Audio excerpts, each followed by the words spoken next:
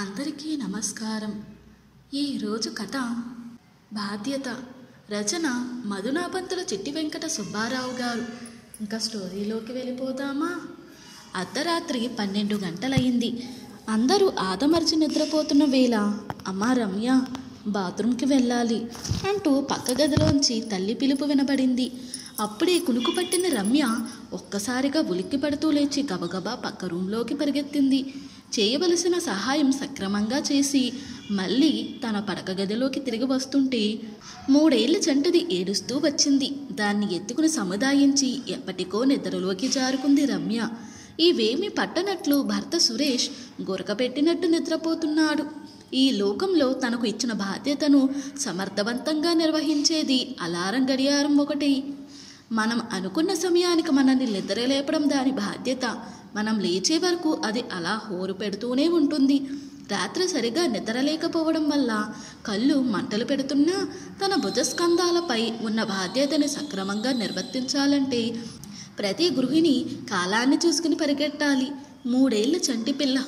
ఉదయం టిఫిన్ చేసి క్యారేజీ పట్టుకుని రాత్రి ఎప్పటికో ఇంటికి చేరే భర్త బాగోగులు, లేవలేని స్థితిలో మంచం మీద ఉన్న కన్న తల్లి ఏ బాధ్యత అలక్ష్యం చేసేది కాదు. అన్ని బాధ్యతలు రమ్య వైపు చూపులు చూసేవే.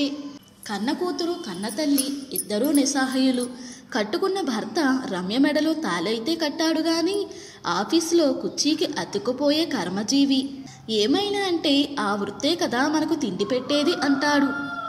మళ్ళీ మనం ప్రశ్నించడానికి ఆస్కారం దొరకదు. ఇది ఆ ఇంటి ఇల్లాలి పరిస్థితి.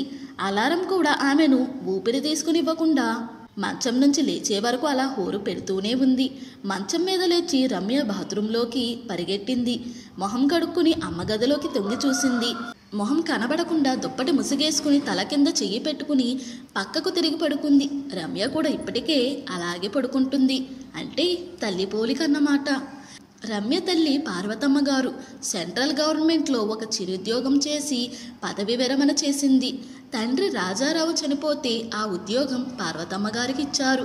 రమ్య కడుపులో ఉండగానే రాజారావు గారు కాలం చేశారు. అప్పటికే పార్వతమ్మ గారి వయసు 32 సంవత్సరాలు. తెల్లగా బొద్దుగా గిరజాల జుట్టుతో చాలా అందంగా ఉండేది పార్వతమ్మ. చాలామంది పెళ్లి చేసుకుంటానని ముందుకు వచ్చారు. వచ్చినవాడు తన మీద మోజుతో పెళ్లి చేసుకుంటాడు గాని బిడ్డను ఏ విధంగా చూస్తాడని బెంగతో ఆమె వచ్చిన వాళ్ళందరినీ తిరస్కరించింది. ప్రతి తల్లి తన పిల్లల్ని కళ్ళలో ఒత్తులు వేసుకుని కాపాడుకుంటుంది. తల్లి తండ్రి తానై రమ్యని కంటికి రెప్పలా చూసుకుని పెంచి పెద్ద చేసి ఒక ఇంటిదాన్ని చేసింది. అల్లుడు సురేష్ బ్యాంకు మేనేజర్.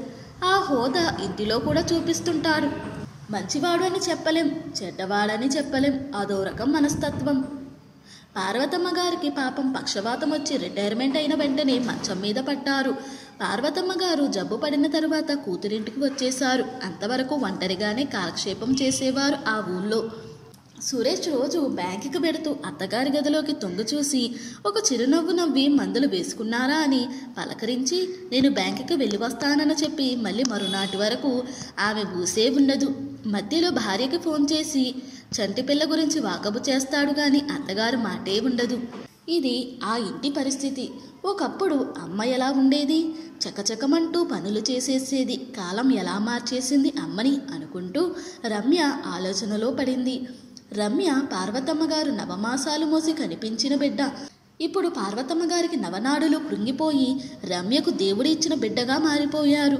పురిటి నొప్పులు పడకుండా రమ్యకి దేవుడిచ్చిన పసిబిడ్డ పార్వతమ్మ గారు. అందరూ దేవుడు చేసిన మనుషులే.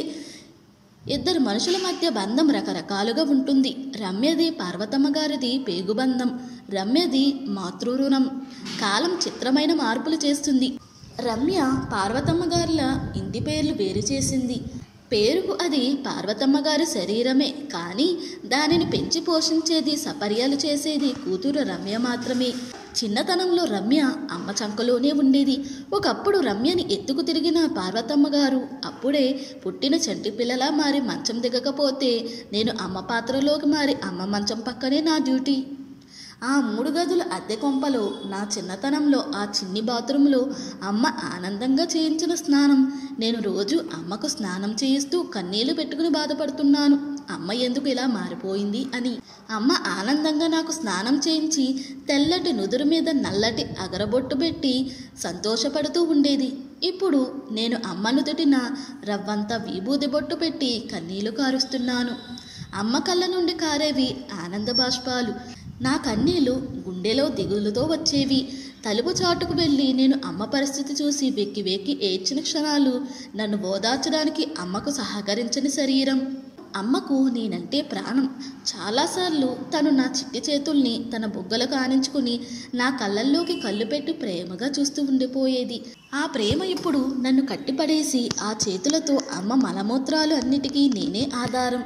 ఇప్పుడు అమ్మకి నా చంటి పిల్లాడికి తేడా లేదు. చిన్నప్పుడు నాకు బజార్లో దొరికే రకరకాల డ్రెస్సులు కొని తొడిగి మురిసిపోయేది. ప్రస్తుతం రాత్రి పగలు కూడా ఆ నైటీతోటే కాలక్షేపం చేస్తుంది అమ్మ. అది కూడా మోయలేకపోతున్నానని ఒకటే గొడవ. ట్రంక్ పెట్లో పాత చీరలు ఉన్నాయని రోజు గుర్తు చేస్తుంది. కట్టుకుంటావా అని అడిగాను. కాదు, కప్పుకుంటానంది. నాన్న ఉన్నన్నాళ్ళు గుమ్మం దాటి బయటకు వచ్చేది కాదు. నాన్న మరణం అమ్మని బలవంతంగా బయటకు నెట్టింది. అలాంటి అమ్మ నాకు ఇప్పుడు మంచం దిగడమే అంబరం. నేను కొంచెం పెరిగి పెద్దయిన తరువాత నాకు అన్ని రుచులతో ప్రతిరోజు కడుపు నింపేది. నా కోరికలన్నీ శ్రమ అనుకోకుండా తీర్చేది. ఇప్పుడు నా చేత్తో కలిపి పెట్టిన రెండో ముద్దకే నోరు తెరవడం లేదు. అమ్మ నాకు ఇప్పుడు లక్క పెడతల బొమ్మ.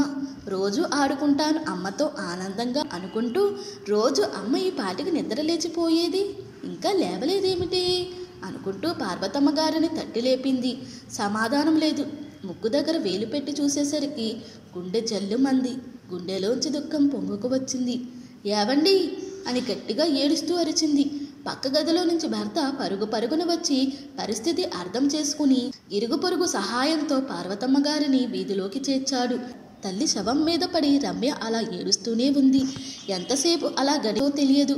పార్వతమ్మ గారికి బంధువులు ఎవరూ లేరు. ఇంకా ఎవరి గురించి చూడాలి? ఇది ఇరుగు పొరుగు మాట్లాడుకునే మాటలు. ఇప్పుడు అసలు సమస్య మొదలైంది రమ్యకి. భర్త దగ్గర నుంచి ఏమీ ప్రతిస్పందన లేదు. పైగా తల్లిదండ్రులు ఉన్నవాళ్ళు ఈ పని చేయకూడదు అంటూ భర్త సురేష్ సంజాయిషి ఇచ్చుకున్నాడు. ఎవరికి బాధ్యత గుర్తు చేయకూడదు. శాస్త్రం ఆడదానికి అధికారం ఇవ్వలేదు. అయినా కన్నతల్లి శవం అనాథలా ఎలా వదిలేస్తాం అంటూ పంతులు గారికి తన మనసులో మాట చెప్పి స్నానం చేయడానికి వెళ్ళిపోయింది. లోకవిరుద్ధంగా చేసే పనులు అందరి దృష్టిని ఆకర్షిస్తాయి. వింతగా చూస్తారు, చెవులు కొరుక్కుంటారు. అయినా ఎవరికి భయపడకుండా సమయానుకూలంగా బాధ్యతను నిర్వర్తించినప్పుడే మనల్ని మనుషులు అంటారు. ఏది మంచి ఏది చెడు ఆలోచించుకునే అవకాశం ఒక్క మనిషికే ఉంది. ఇంతటితో ఈ కథ ముగిసింది. ఈ కథ కనుక మీకు నచ్చినట్లయితే మరియు నా ఎక్స్ప్లెనేషన్ కనుక మీకు నచ్చినట్లయితే ప్లీజ్ లైక్, షేర్, సబ్స్క్రైబ్.